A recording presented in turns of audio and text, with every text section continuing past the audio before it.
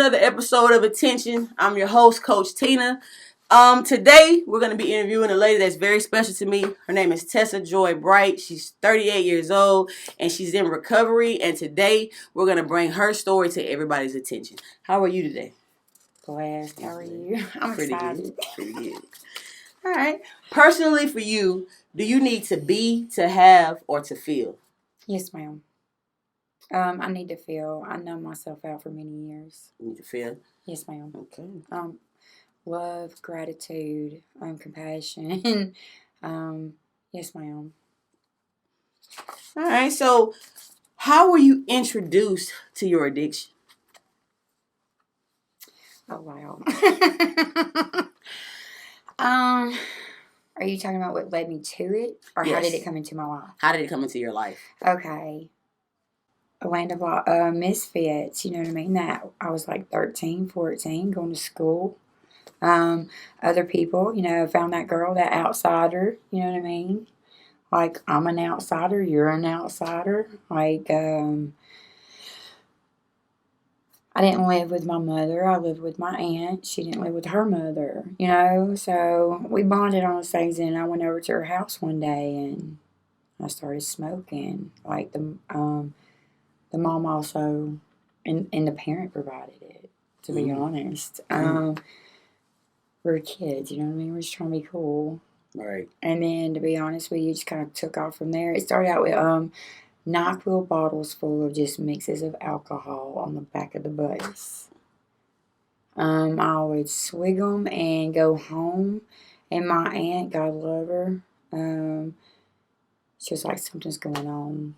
What are you doing? And I would just, in a rage, like, leave me alone. Well, here's this sweet, loving, kind niece of hers is now raging against her. She tried to stop it too, but I was already taken off. And I wanted to be so much like those that I had idoled. Right. And take on the good and the bad. Did I go too far into that? No, you're fine. Okay. You're fine. As transparent as you want to be, this is what I want, because this is what's going to tap into somebody that probably doesn't even think that they have a problem. Oh. But through your story, we'll be able to send that message out. All right. When did you notice you were spiraling to no return? I didn't. I thought everything that I was doing was normal. I thought that the hustle, the lifestyle, like all of it, I honest to God thought it was normal.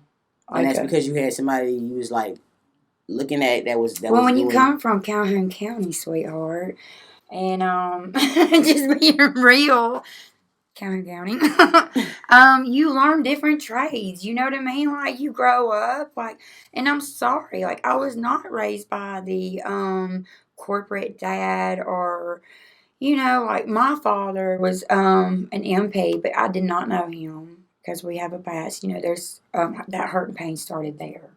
Gotcha. I was raised by a good Southern family. Right. And we survived, you know what I mean?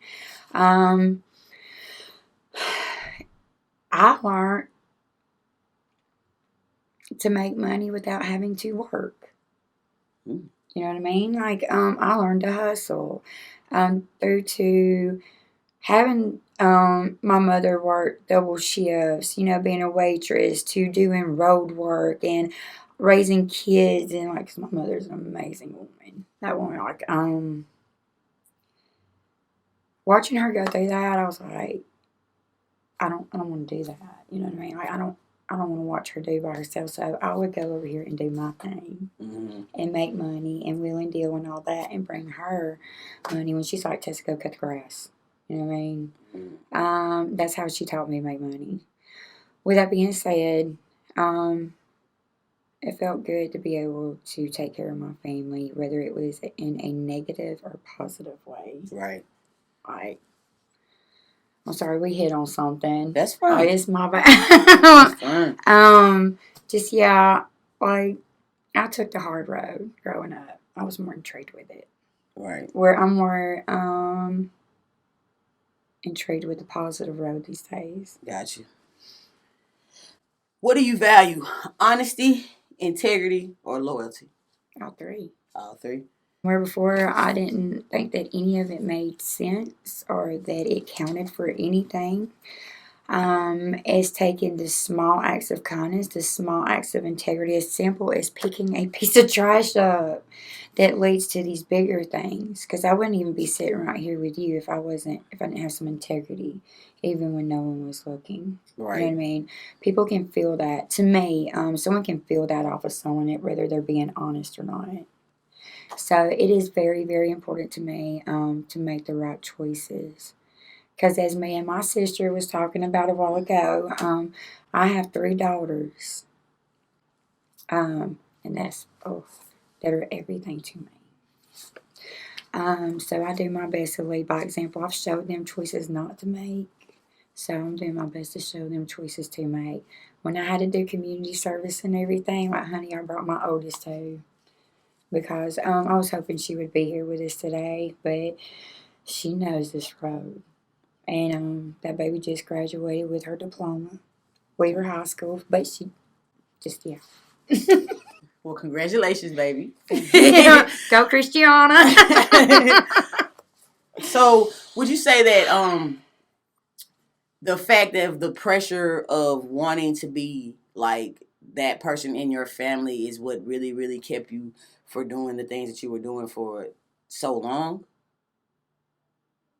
No, that was me. That was Fear. you? It's easier. Like I was taught growing up, and it's just like if doing the right thing was easy, she was like, Tessa, everybody would be doing it. Right. I was like, okay. I was like, what does that mean? Just because my mother was planting those seeds where they weren't growing. You know what I mean? Right. So one day it clicked. I was like, I like a good challenge. You know what I mean? God Almighty, that's my family. Yeah. It was me wanting to be like this legend in my own mind. You know what I mean? It wasn't up until 3 years ago, and that was because of fear. Because it's more, to me, it's more scarier to see if I am capable of something, and if it does, I got to stick it out. Right. I'm like, whoa, like, wait a minute, what? Right. Like, the idea was beautiful. I'm there. Now that wait a minute, what? This is every day I got to be committed and devoted and educate myself in this every day. You know what I mean? It's that self-discipline. Like. Right. That's the scary part about it. When you know that you're supposed to be doing something and then you finally have to force yourself to do it, that's when you get into the whole, I can't let myself down.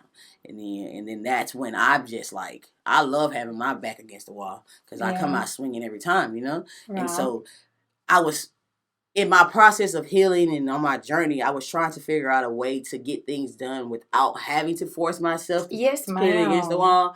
And I realized that was an intricate part of who I was. That was my experience. I became an expert at it, and now I'm an example of it. Yes, ma'am. And so all that fear of my why, led me to who I am today. When did you have fear? Oh, see, and that's a lot of things. A lot of people don't think that I have fear. Oh, but really? Yes, I do I'm fear one things. of them. Yes, I know. But, I do fear things. It's just that my why is bigger than my fear. So it doesn't seep out. Yeah. Yes, ma'am. I love that. All right. What event happened in your life that made you go into treatment? When my baby is believing in me and I can't believe in myself. My oldest has tried. When they're speaking your words or when they're speaking my words into me and it's just not clicking. And my youngest shows such a love and a compassion that has inspired me. She's like, Mama, I love you. I believe you.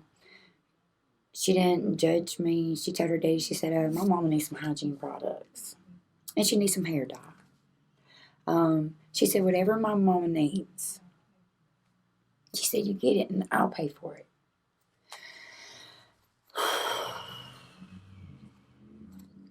The next day, the very morning, that night I dyed my hair, send these Aussie products, you know, that this person didn't want anything from me. She just loved me and believed in me. I got up the next morning, and what's so funny is I met what I call a dark angel. And I said, you know, it's so funny. I said, when you get to a crossroads, and I said, all right, so I'm at a crossroads and I just don't know which way to go. I said, I'm going to go right. Honey, I called Crossroads the next morning. They accepted me with open arms. That's what it took, was the love of my kid. Look at me dead in my eyes. Like, just being honest. Okay. So, let's talk a little bit about Crossroads. Give us a little bit of information about that. What that is? I guess it's the treatment place, and like, can you give us a little bit about the sober living facility? Sober living facility. Yes, ma'am. Sober living facility. Ma'am. So, titles and labels are very, very. I don't know if you know this, but with people like me, I'm a stickler for labels, titles, and all that. Okay. So when it was a home. Yeah. They were a sober living that accepted me, no intake fee, because I called around quite a bit. I also prayed to God, you know, to my higher power to lead me where I needed to go, and it just fell into place. Mm-hmm. The smile was there, the love, the compassion.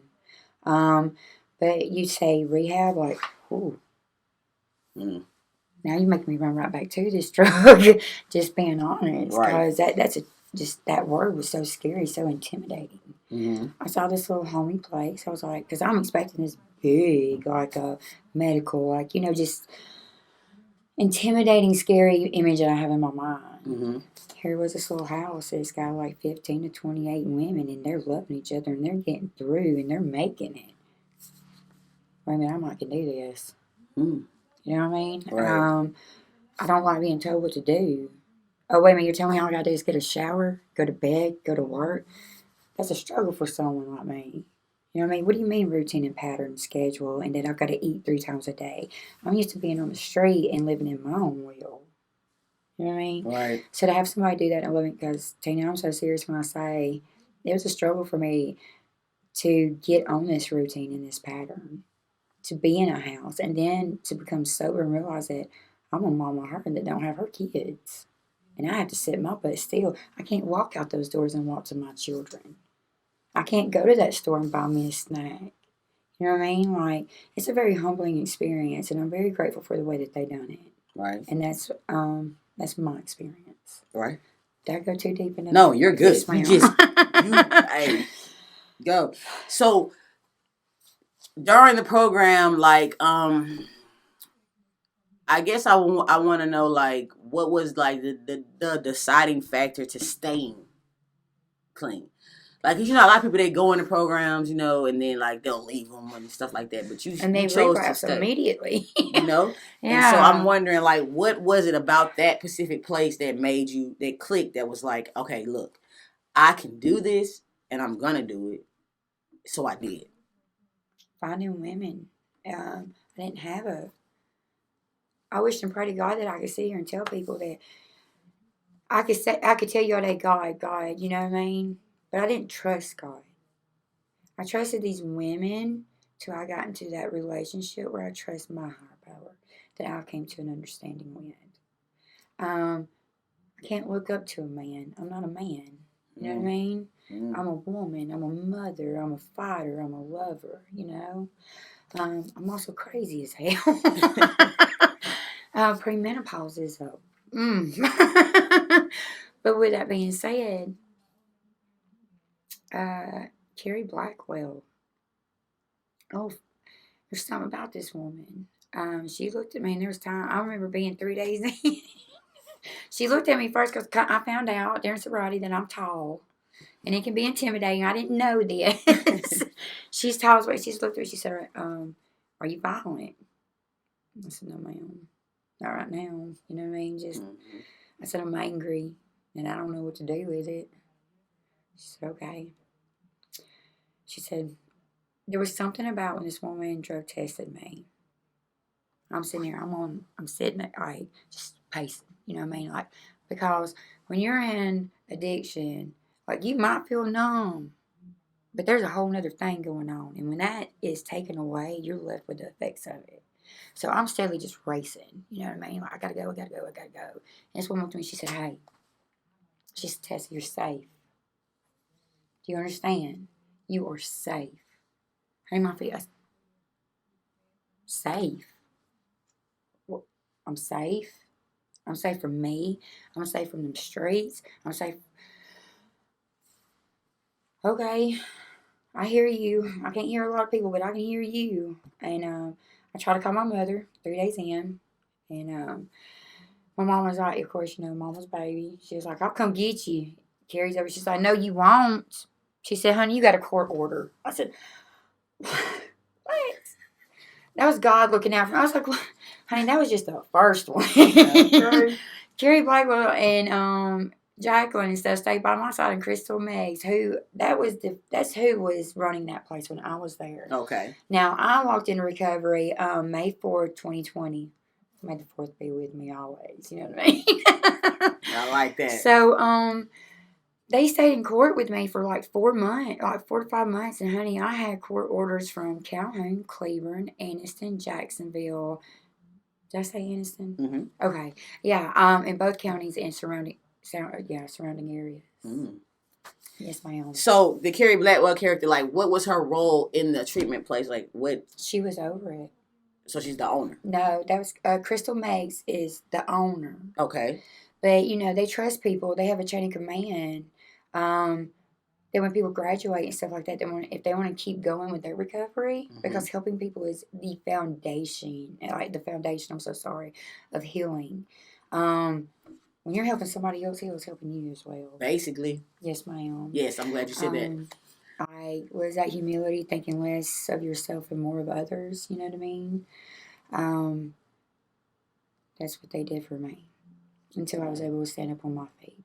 Right. And it's so ironic because when I graduated CROSSROADS, I'm like, I wanted an apartment. We're right here at the apartment that I got when I graduated. And as I'm pulling in here, it said, Phase 1, welcome home.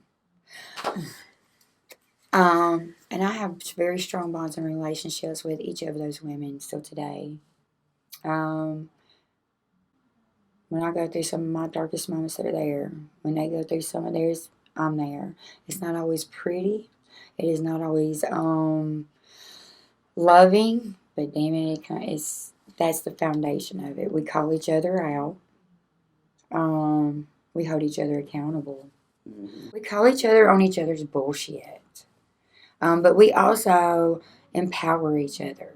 Right. You know what I mean? That's very, that means something to me. Right. To find others that believed like me, but until I could start believing in myself and knew what to do with it, these were my mentors and my guides and my advisors. You know what I mean? Mm-hmm. Right. So, I know that you lost your father. Has it been a year yet, or it hasn't? It's really, really recent. No, ma'am, it's very recent. Really recent. And I lost my mom, so I can attest to this. So I want to know, like, after that happened, like, how are you still on that path? Because I know, like, that's something that is a trigger. Oh God, yeah. So I want to know, like, where did you find that strength to not relapse and to keep going? God. Straight up God. Right. Lean not into my own understanding. Lean into His. Be honest with you, God, the program to my sisters, you know what I mean? Not Tessa listening to Tessa, because I don't want to die, you know what I mean? And I believe that I died while I was out there, and it's God that's carried me through.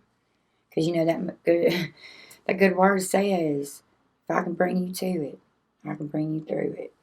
And I've held on to that. Even when I wanted to leave rehab and everything, because those voices were loud, just run. You know what I mean? Mm-hmm. And helping others is also one of my weaknesses, and that's one thing that my disease was playing on me, was, oh, you're supposed to be out there helping people. No, sweetheart, I can't help anybody because I can't help myself right now. How can I tell you how to live and love and not depend on that chemical or that substance whenever I can't my damn self?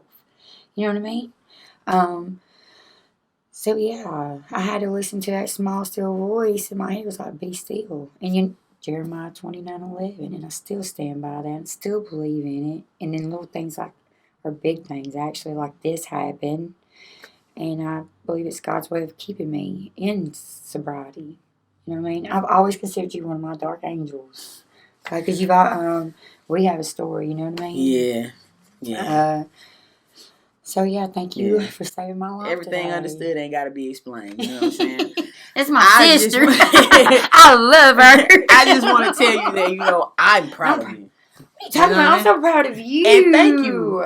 Thank you so much. But I'm really proud of you, and that's why I wanted you to come on here and be a guest, because I know that your story is going to help so many other people, firsthand, Do you think they recognize me from like 3 years ago, barefooted, hanging out in the local laundromat? I would just say, allow you to reintroduce yourself. You feel me? That's what I would say. I'm Tessa. Nice to meet you. There we go. You know what I'm saying? Like, for real. I mean, that's just what it's about. Like, I haven't seen, like, since I've known you for years, and like I've always seen you in a position of power. You've always been headstrong. You always had everything under control. So in those moments when I saw you when you didn't have it in control, I wasn't going to leave you. And you had to know that. By any means necessary, that's who I am. For all of the people that I say are my friends, people that I love, I'm going to be there. Yeah. If I say I'm going to do something, I'm going to do it. Even if you don't want me to, I'll drag your ass kicking and screaming. I don't care. You know I will. I'm having to work on that, because going to find out you can catch charges. Oops. But, yeah. Yeah, yes, ma'am. Yeah. So, what 3 words do you want your legacy to be? Christiana, Madison, and Mackenzie Bright. Those are my babies, and they are those are some amazing, strong women, and they are yeah, that's my legacy. That's your legacy. Yes, ma'am. I get it. So, what do you feel like needs to be brought to the world's attention? Why y'all gotta be so mean? I mean, for real. This is just my perception and my perspective. Like, I was in rehab and stuff whenever COVID and everything was going on. And so we didn't get to go a lot of places or do a lot of things. And with that being said, it kind of creates like a fear. You know what I mean? Mm-hmm. So, like, it's so weird to me. Like, whenever I walk into I'm like, oh my God, you're so gorgeous. You know what I mean? Like, I love your eyes. Or hair. Like, people think it's so weird. I want dreads so bad. But it's so strange to me, like, just be nice. Like, we're all going through it. You know what I mean? Like, I have to, be silly, be you, be loving, you know what I mean? And look out for the next person, whether it's a compliment, an act of kindness, a cup of coffee. Because I think we are all going through enough as it is with just what's going on in today's society. Right. Yeah, so I get lost in that one because, like, there's a lot of people that, you know what I mean? Like, when you have that inside of you, you can feel it off of someone else if there's a lot of hurt or pain. You know what I mean? Yeah. Do something about it. It's worth it. Get rid of that stuff so the good stuff can move in. Right. Like, that's what's very... And I'm going to be honest with you, I'm known for, like, handing steps out and stuff out here because I believe in them. Being able to have, like, a booklet to tell me what I need to work on and I get to see it, you know what I mean? Like, I believe in that, getting all that stuff out. Like, the tools. Mm. I like tools. You see my power tools. Watch me on Facebook. Make sure you send me the link. I'll have her flash it up the bottom. You know what I mean? Yes, I am. Well, you guys, it's another episode of Attention. If you guys have any questions, concerns, anybody that wants to be a guest on the show, hit me up at sunflowerspeaks@gmail.com. And remember, experience to teach. Don't just learn. Get out there. Do something.